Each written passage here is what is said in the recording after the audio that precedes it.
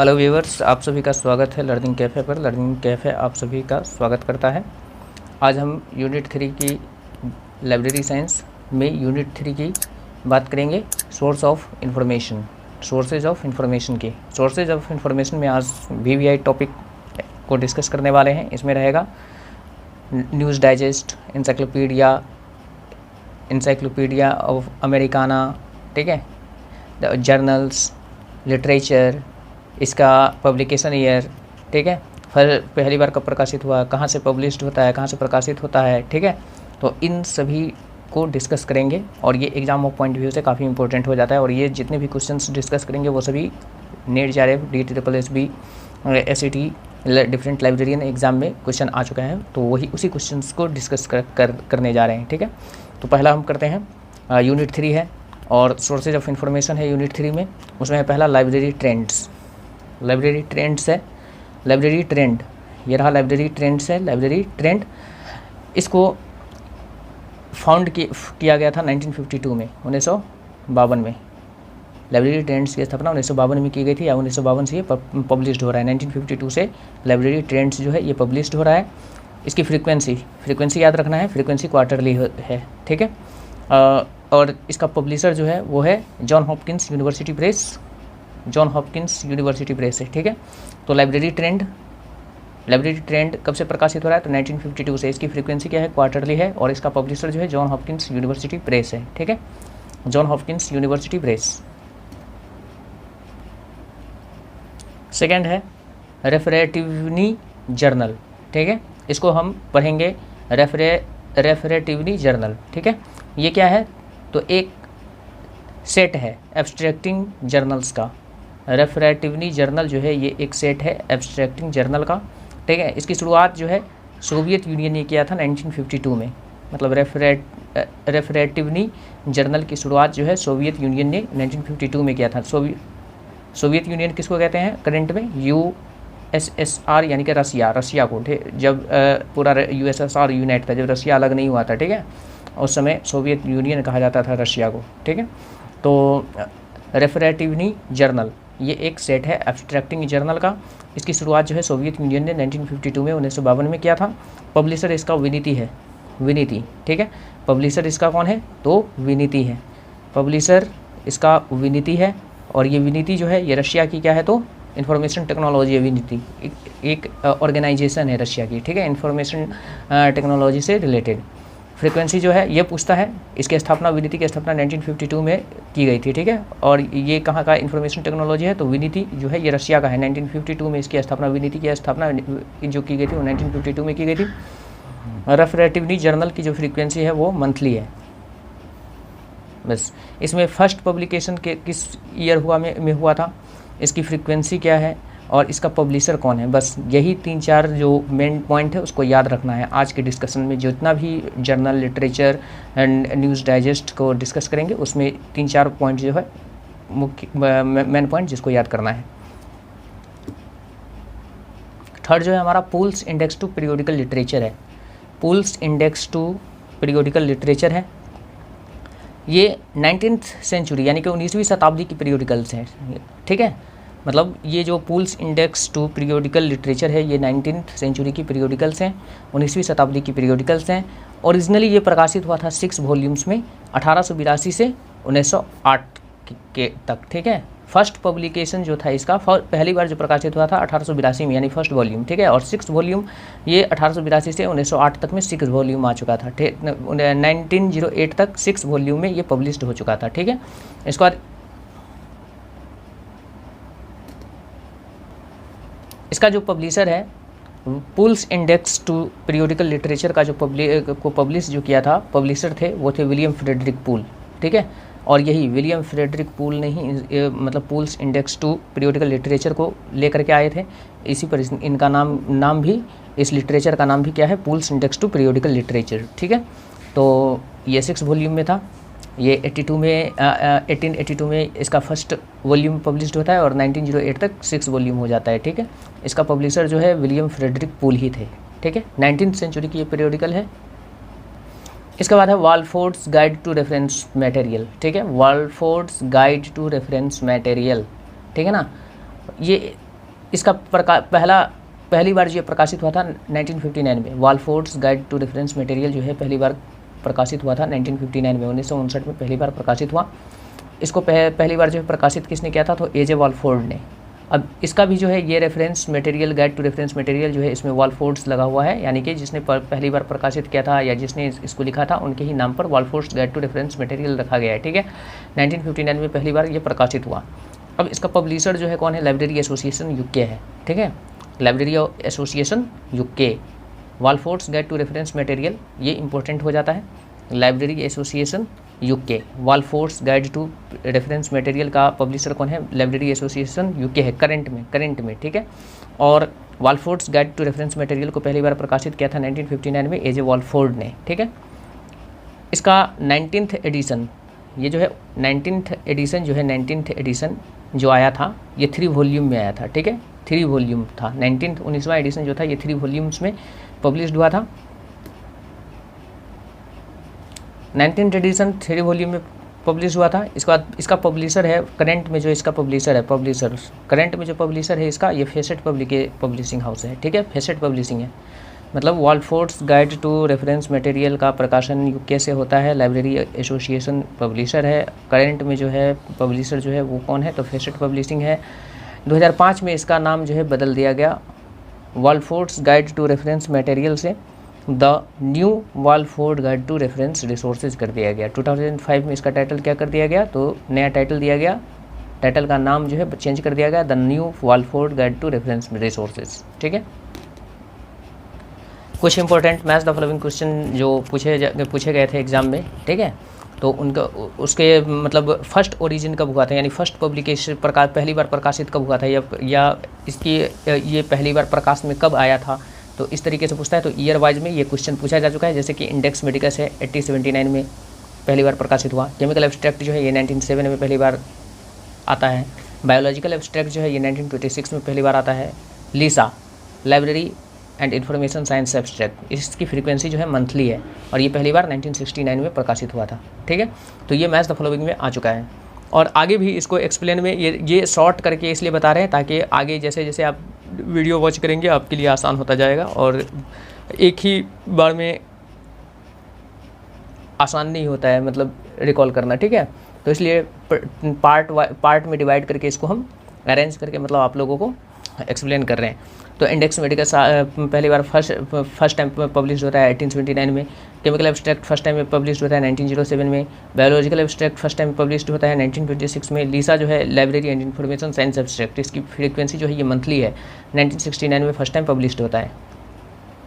अब बात करते हैं केमिकल एब्स्ट्रैक्ट की, काफ़ी वी आई है केमिकल एब्स्ट्रैक्ट। इसमें केमिकल एब्स्ट्रैक्ट जो है इसकी फ्रीक्वेंसी जो है वीकली है।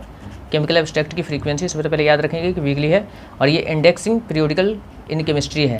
ठीक है, केमिस्ट्री से रिलेटेड इंडेक्सिंग पीरियोडिकल है। केमिकल एब्स्ट्रैक्ट क्या है, तो ये इंडेक्सिंग पीरियोडिकल है एसोसिएटेड विद केमिस्ट्री, और इसकी फ्रीक्वेंसी वीकली है। केमिकल एब्स्ट्रैक्ट की शुरुआत जो है 1907 में की गई थी by the chemical abstract service CAS, CAS। हम लाइब्रेरी साइंस में 2 तरह की CAS पढ़ते हैं। एक केमिकल एब्स्ट्रैक्ट सर्विस है जो कि डिवीज़न है किसका, तो अमेरिकन केमिकल सोसाइटी का, और दूसरा पढ़ते हैं करंट अवेयरनेस सर्विस। ठीक है, करंट अवेयरनेस सर्विस। तो अभी हम फिलहाल जिस कैस की बात कर रहे हैं वो है chemical abstract service which is the division of American chemical society. ठीक है, तो केमिकल एब्स्ट्रैक्ट सर्विस की फ्रीक्वेंसी वीकली है। ये एसोसिएटेड है किससे, तो केमिस्ट्री से, इंडेक्सिंग पीरियोडिकल से। इसकी शुरुआत 1907 में केमिकल एब्स्ट्रैक्ट सर्विस के द्वारा किया जाता है। और यहीं पर देखेंगे कि कैस करंट अवेयरनेस सर्विस भी होता है, और यहाँ पर जो कैस है उसके वो केमिकल एब्स्ट्रैक्ट सर्विस है। ठीक है, तो ये डिवीज़न है किसका, तो अमेरिकन केमिकल सोसाइटी का डिवीज़न है करंट अवेयरनेस सर्विस। ठीक है, अब बात करते हैं biographical database of Indian scientist. मतलब biographical database of Indian scientist जो है ये किसका प्रोडक्ट है, तो निस्सात का। याद रखेंगे, काफ़ी इंपॉर्टेंट है एग्जाम पॉइंट व्यू से। ठीक है, निस्सात का है बस। Biographical database of Indian scientist जो है ये प्रोडक्ट ऑफ निस्सात है, निस्सात का प्रोडक्ट है, उत्पाद है। निस्सात इसको मतलब जो है पब्लिशर है इसका। इसका निस्सात के बारे में थोड़ी जानकारी याद करेंगे कि मतलब निस्सात को एस्टेब्लिश किया गया था 13 मई 1977 को, 13 मई 1977 को निस्सात की स्थापना की गई थी। और इसको निस्सात को जो है शामिल किया गया था किसमें, 10वीं पंचवर्षीय योजना जिसको कहते हैं 10th 5 ईयर प्लान, ठीक है, by the planning commission. Planning commission ने 10वीं पंचवर्षीय योजना में निषाद को क्या किया था, तो इंक्लूड किया था, ठीक है। और 2002 ईस्वी में निषाद को क्या कर दिया जाता है, तो डिफंक्ट कर दिया जाता है, मतलब समाप्त कर दिया जाता है, ठीक है। अब भी करंट में जो है निषाद जो है ये मतलब वर्किंग में नहीं है। स्टडी अब्रोड, स्टडी अब्रोड क्या है, तो एक इंटरनेशनल हैंडबुक है, ठीक है। इसका पब्लिशर यूनेस्को है और ये पहली बार प्रकाशित हुआ था 1948 में। स्टडी अब्रोड क्वेश्चन आ चुका है। वैसे भी जितने भी हम क्वेश्चन को मतलब जितने भी पॉइंट को हम डिस्कस करते हैं वो सारे के सारे किसी न किसी एग्जाम में, मतलब लाइब्रेरी के एग्जाम में, लाइब्रेरी साइंस की फील्ड में जितनी भी एग्जाम होती हैं उनमें आ चुका है, ठीक है, उसी को डिस्कस कर रहे हैं। तो स्टडी अब्रोड क्या है, तो ये एक इंटरनेशनल हैंडबुक है। इसका पब्लिशर जो है यूनेस्को है और पब्लिश कब से हो रहा है, तो 1948 में। मतलब अगर पूछा जाए क्वेश्चन कि मतलब स्टडी अब्रोड पहली बार कब प्रकाशित हुआ था, ठीक है, तो 1948 में, ठीक है। इसका पब्लिशर कौन है, यूनेस्को, और ये एक इंटरनेशनल हैंडबुक है। जल्दी देखिए अब बात करते हैं नेक्स्ट की library Herald. Most VVI library Herald जो है ये काफ़ी इंपॉर्टेंट है। लाइब्रेरी हेराल्ड अभी जस्ट जो है रामानुजन कॉलेज का एग्जाम हुआ था, लाइब्रेरी अटेंडेंट का उसमें आया था। लाइब्रेरी हेराल्ड जो है एक क्वार्टरली जर्नल है। लाइब्रेरी हेराल्ड की फ्रीक्वेंसी क्या है, तो क्वार्टरली है। मतलब जितना भी जर्नल है, लिटरेचर है, न्यूज़ डाइजेस्ट है, उसकी frequency, year of publication first time, ठीक है, और प्लेस ऑफ पब्लिकेशन, ये 3-4 पॉइंट जो है इसको याद करना है। लाइब्रेरी हेराल्ड की फ्रीक्वेंसी क्या है, क्वार्टरली है। ये एक जर्नल है, ठीक है। और लाइब्रेरी हेराल्ड का पब्लिशर जो है वो कौन है, तो दिल्ली लाइब्रेरी एसोसिएशन है, ठीक है, Delhi library association. Library Herald is published by Delhi library association. इसके बाद इसको शुरू किया गया था 1958 में, मतलब लाइब्रेरी हेराल्ड को स्टार्ट किया गया था 1958 में। और ये किसके द्वारा स्टार्ट किया गया था, तो PN कौला के द्वारा, ठीक है। लाइब्रेरी हेराल्ड को किसके द्वारा स्टार्ट किया गया था, किसने स्टार्ट किया था, ऐसे भी पूछ सकता है कि किसने स्टार्ट किया था लाइब्रेरी हेराल्ड को, तो PN कौला ने। नेक्स्ट की बात करते हैं LISA, library and information science abstract. अभी जस्ट पीछे भी हम लीसा की बात किया, 1969 में हम बता रहे थे। अब यहाँ पर एक्सपेंडेड फॉर्म में आ गया कि लीसा का फुल फॉर्म होता है library and information science abstract, ठीक है। इसकी फ्रीक्वेंसी क्या है, मंथली है। ये मंथली प्रकार पब्लिश्ड होता है, ठीक है। इसके बाद जो है ये एक इंटरनेशनल एब्स्ट्रैक्टिंग एंड इंडेक्सिंग टूल है। लीसा जो है एक इंटरनेशनल एब्स्ट्रैक्टिंग एंड इंडेक्सिंग टूल है। लीसा की स्टार्ट जो हुई थी, स्टार्ट पब्लिशिंग जो हुआ था, पब्लिशिंग जो स्टार्ट हुआ था वो 1969 में हुआ था। फर्स्ट टाइम जब ये पहली बार 1969 में जब ये पब्लिश होता है तो उस समय उसकी फ्रीक्वेंसी बाई मंथली थी, ठीक है। मतलब फर्स्ट टाइम जब यह प्रकाशित हुआ या पब्लिश्ड हुआ 1969 में, उस समय इसकी फ्रीक्वेंसी बाई मंथली थी। बाद में 1982 से लीसा की फ्रीक्वेंसी जो है ये मंथली कर दिया गया, ठीक है। तो इससे रिलेटेड पूरा कंप्लीट मतलब हो गया कि लीसा जो है library and information science abstract full form होता है। इसका फ्रीक्वेंसी मंथली होती है। इंटरनेशनल एब्स्ट्रैक्टिंग एंड इंडेक्सिंग टूल है। ये पहली बार प्रकाशित होना प्रारंभ हुआ था 1969 में। जिस समय जब 1969 में ये पहली बार प्रकाशित हुआ उस समय इसकी फ्रीक्वेंसी बाई मंथली थी। 1982 से इसकी फ्रीक्वेंसी मंथली हो गया, ठीक है। चलिए एक पॉइंट और जान लेते हैं मतलब लीसा के बारे में कि लीसा का जो प्रिंट वर्जन है, यानी कि library and information science abstract का जो प्रिंट वर्जन है उसमें एब्स्ट्रैक्टिंग जो होता है, एब्स्ट्रैक्टिंग को जो हम अरेंज करते हैं वो एक स्पेशल स्कीम ऑफ क्लासिफिकेशन के थ्रू करते हैं। ये ऐसे ही डायरेक्ट एग्जाम में आ चुका है कि मतलब abstract in print version of LISA arranged according to special scheme of classification, ठीक है। अब हम बात करते हैं एस्लिब की। एस्लिब का फुल फॉर्म होता है the association for information management. जिस समय इसकी स्थापना हुई थी एस्लिब की, उस समय इसका नाम था association of information bureaux, association of information bureaux था। बाद में इसका नाम जो है the association for information management किया गया। इसकी स्थापना 1924 में इंग्लैंड में होती है। एस्लिब की स्थापना 1924 में इंग्लैंड में होती है, ठीक है। 2010 में क्या होता है, एस्लिब जो है ये एमराल्ड ग्रुप ऑफ पब्लिशिंग का डिवीज़न बन जाता है। यानी कि एस्लिब जो है ये एमराल्ड ग्रुप ऑफ पब्लिशिंग जो है क्या करता है, तो इसको मतलब बाय कर लेता है एस्लिब को, ठीक है।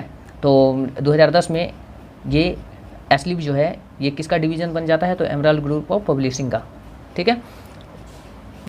एस्लिब जो है एक जर्नल पब्लिश करता है जिसका नाम है जर्नल ऑफ डॉक्यूमेंटेशन, ठीक है। जर्नल ऑफ डॉक्यूमेंटेशन, इसको ध्यान रखेंगे, जर्नल ऑफ डॉक्यूमेंटेशन, ठीक है। जर्नल ऑफ डॉक्यूमेंटेशन को प्रकाशित किया था, देखिए जर्नल ऑफ डॉक्यूमेंटेशन को 1945 में पब्लिश किया गया था, ठीक है। और वो 1945 में जो जर्नल ऑफ डॉक्यूमेंटेशन को पब्लिश किया गया था इसका पब्लिशर कौन था, तो एस्लिब था। उस समय एस्लिब था क्योंकि एस्लिव की स्थापना 1924 में होती है और ये 2010 में जो है एमराल्ड ग्रुप पब्लिशिंग का डिवीज़न बनता है, ठीक ना। तो जर्नल ऑफ डॉक्यूमेंटेशन को जो प्रकाशित हुआ था 1945 में, किसने इसको प्रकाशित किया था? एस्लिव ने। इसकी फ्रीक्वेंसी 1945 में जब ये प्रकाशित हुआ था तो क्या थी? क्वार्टरली थी। फ्रीक्वेंसी जो थी जर्नल ऑफ डॉक्यूमेंटेशन की वो क्वार्टरली थी। 2000 ईस्वी से क्या हुआ? तो ये बाई मंथली हो गया, ठीक है। फ्रीक्वेंसी बाई मंथली हो गया। जर्नल ऑफ डॉक्यूमेंटेशन का करंट जो पब्लिशर पूछे, करंट पब्लिशर, तो वो हो जाएगा emerald group publishing. Current publisher कौन हो जाएगा? एमराल्ड ग्रुप पब्लिशिंग हो जाएगा, ठीक है। फिर से एक बार रिकॉल कर लेते हैं। Journal of documentation published by Aslib, ठीक है। First time published in 1945 by Aslib, ठीक है।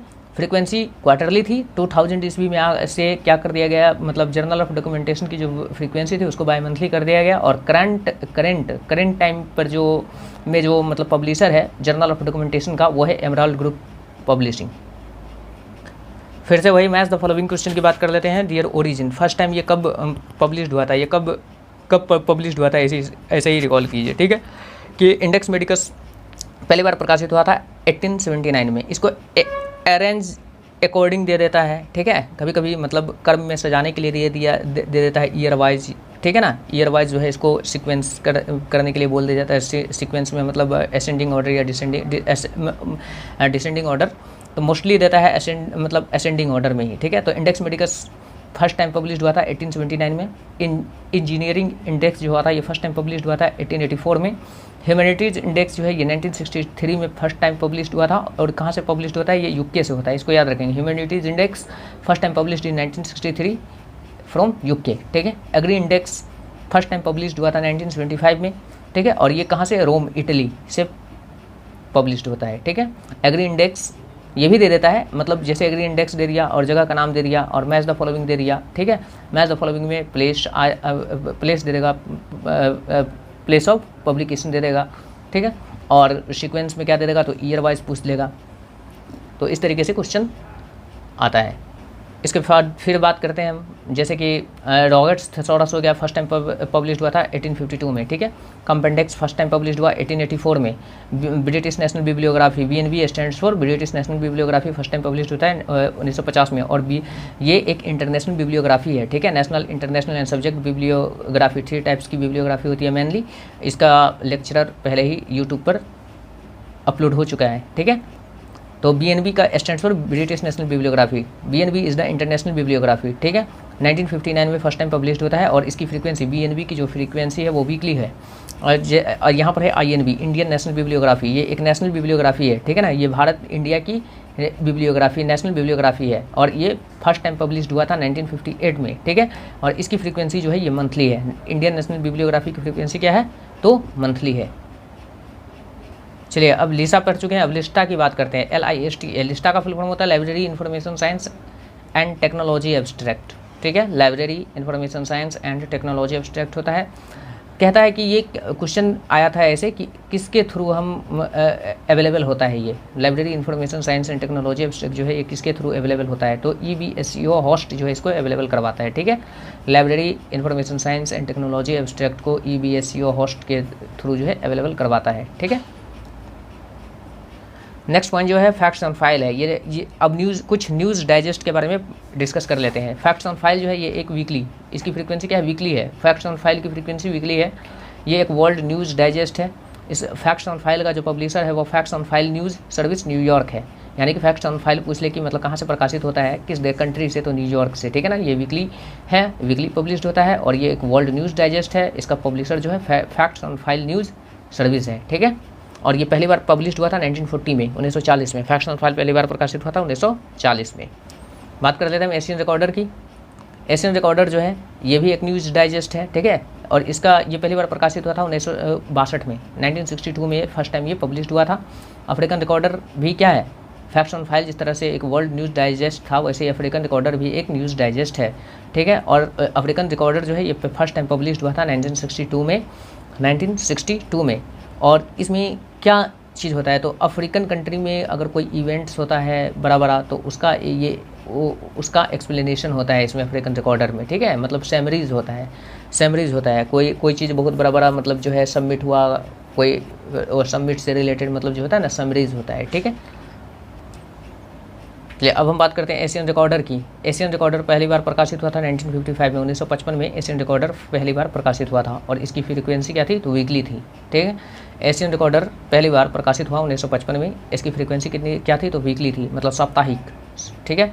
इसका एशियन रिकॉर्डर का जो पब्लिशर है वो कौन है, तो Asian recorder and publishing new Delhi, ठीक है। एशियन रिकॉर्डर का पब्लिशर कौन है, तो एशियन रिकॉर्डर प्रेस भी वो कह सकते हैं, ठीक है। Asian recorder press new Delhi. Asian recorder कहाँ से प्रकाशित होता है अगर पूछ लिया जाए तो न्यू दिल्ली से। ऐसा मैच द फॉलोइंग में आता है। एशियन रिकॉर्डर मतलब कुछ न्यूज़ डाइजेस्ट दे देगा, ठीक है ना, और उसको मैच करने के लिए बोल देगा, मतलब 4 ABCD ऑप्शन दे देगा न्यूज़ डाइजेस्ट का और 4 फिर दे देगा मतलब 1 2 3 नंबरिंग करके, मतलब प्लेस ऑफ पब्लिकेशन का, ठीक है। तो इसलिए इसको याद रिकॉल करना ज़रूरी है। और नेट JRF के एग्ज़ाम में तो 10 से 15 क्वेश्चन आते हैं मैच द फॉलोइंग। अब हम बात करते हैं किसिंग्स रिकॉर्ड ऑफ वर्ल्ड इवेंट, ठीक है। किसिंग्स रिकॉर्ड ऑफ वर्ल्ड इवेंट की ये एक मंथली न्यूज़ डाइजेस्ट है, ये भी किसिंग्स रिकॉर्ड ऑफ वर्ल्ड इवेंट, ये 3rd नंबर का हम न्यूज़ डाइजेस्ट डिस्कस कर रहे हैं, ठीक है। किसिंग्स रिकॉर्ड ऑफ वर्ल्ड इवेंट जो है क्या है, ये एक न्यूज़ डाइजेस्ट है, इसकी फ्रीक्वेंसी क्या है, तो मंथली है, ठीक है। इसका पब्लिशर कौन है, तो लॉन्गमैन है और ये प्रकाशित होता है लंदन से। किसिंग्स रिकॉर्ड ऑफ वर्ल्ड इवेंट की फ्रीक्वेंसी मंथली है। किसिंग्स रिकॉर्ड ऑफ वर्ल्ड इवेंट एक न्यूज़ डाइजेस्ट है। किसिंग्स रिकॉर्ड ऑफ वर्ल्ड इवेंट का जो पब्लिशर है वो लॉन्गमैन है। किसिंग्स रिकॉर्ड ऑफ वर्ल्ड इवेंट्स का जो प्रकाशित होता है वो लंदन से होता है। की स्थापना जो है 1931 में लंदन में की गई थी। किसिंग्स रिकॉर्ड ऑफ वर्ल्ड इवेंट की स्थापना 1931 में की गई थी, ठीक है, कहाँ पर, लंदन में। और किस रूप में किया गया था, तो किसिंग्स कंटेम्पररी आर्काइव्स के रूप में, ठीक है। किसिंग्स कंटेम्पररी आर्काइव्स के रूप में 1931 में लंदन में इसकी किसिंग्स रिकॉर्ड ऑफ वर्ल्ड इवेंट की स्थापना की गई थी। जब किसिंग्स रिकॉर्ड ऑफ वर्ल्ड इवेंट की स्थापना की गई थी किसिंग्स कंटेम्पररी आर्काइव्स के रूप में, तो वॉल्यूम 1 से 32 वॉल्यूम तक पब्लिश किया गया था। किसिंग्स कंटेम्पररी आर्काइव्स को आर्काइव्स के रूप में 1 से 32 वॉल्यूम तक आया था और ये फर्स्ट वॉल्यूम 1931 में आया था और 1986 तक 32 वॉल्यूम आ गया था। किसिंग्स कंटेम्पररी आर्काइव्स का पहला वॉल्यूम जो है पब्लिश हुआ था 1931 में और 32वां वॉल्यूम जो आया था 1986 में आया था। ये यहाँ पर वॉल्यूम 1 to 32 टू 1931 टू 1986 उसी को रिप्रेजेंट करता है, ठीक है। अब 1987 में क्या हुआ, तो वॉल्यूम आता है इसका 33rd वॉल्यूम आता है, मतलब 33वां वॉल्यूम 1987 में आता है। इसको पब्लिश किया जाता है किसिंग्स रिकॉर्ड ऑफ वर्ल्ड इवेंट के रूप में। मतलब 1987 में किसिंग्स कंटेम्पररी आर्काइव्स का नाम जो है, टाइटल जो है चेंज कर दिया गया और क्या कर दिया गया, तो किसिंग्स रिकॉर्ड ऑफ वर्ल्ड इवेंट कर दिया गया।